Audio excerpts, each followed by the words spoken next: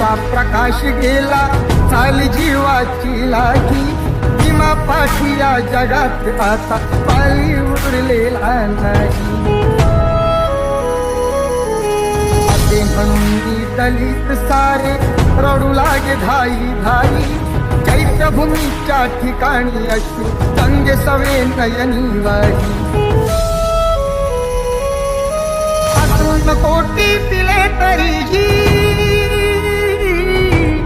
असून कोटी पिले तरीही भीम मूर्ती नातारली. दुष्ट काळाने भीमरायांची प्राणज्योत ती चोरली. महात्मा फुले नगरातील सर्व समाज आणि मित्रमंडळी, बंधू आणि भगिनींनी आम्ही सर्वांनी श्रद्धांजलीचा कार्यक्रम केला. आकाश मोजतो आम्ही, आकाश मोजतो आम्ही, भीमा तुझ्यामुळे.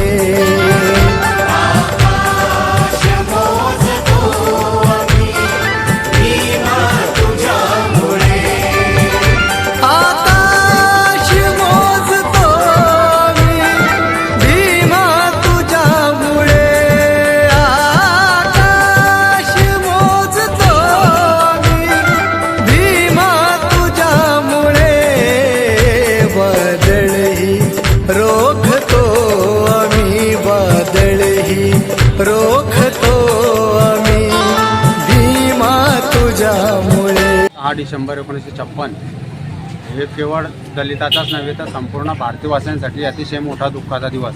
कारण ह्या दिवशी विचारांचा धगधगता ज्वालामुखी शांत झाला पुन्हा न उठण्यासाठी.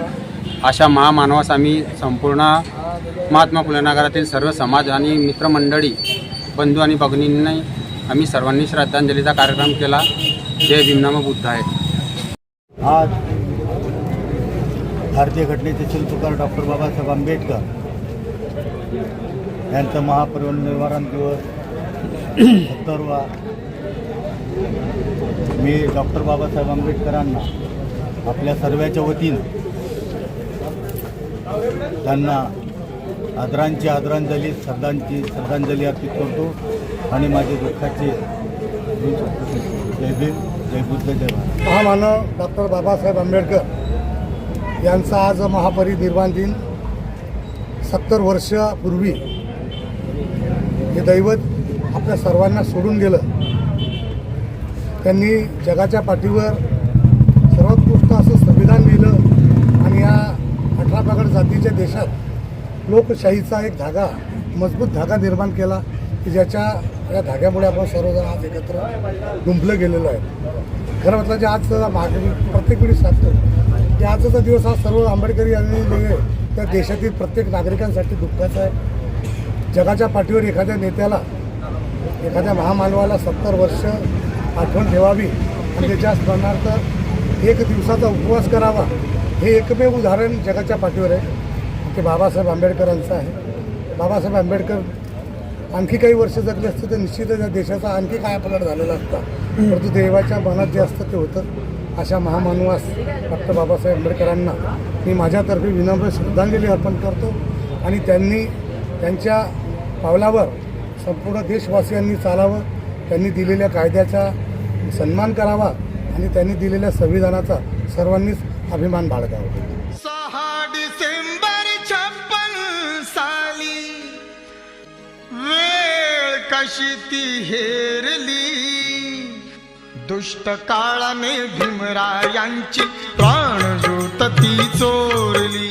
दुष्ट काळाने भीमरायांची प्राणज्योत ती चोरली.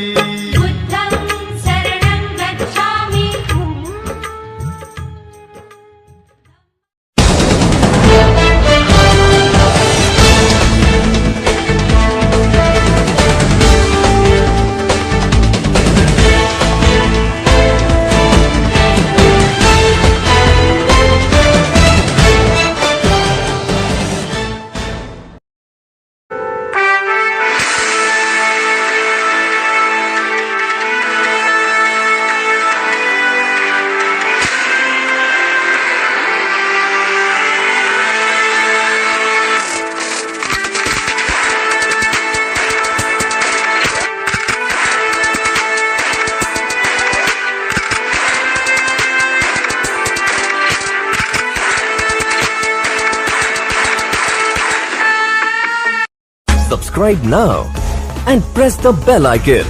Never miss an update.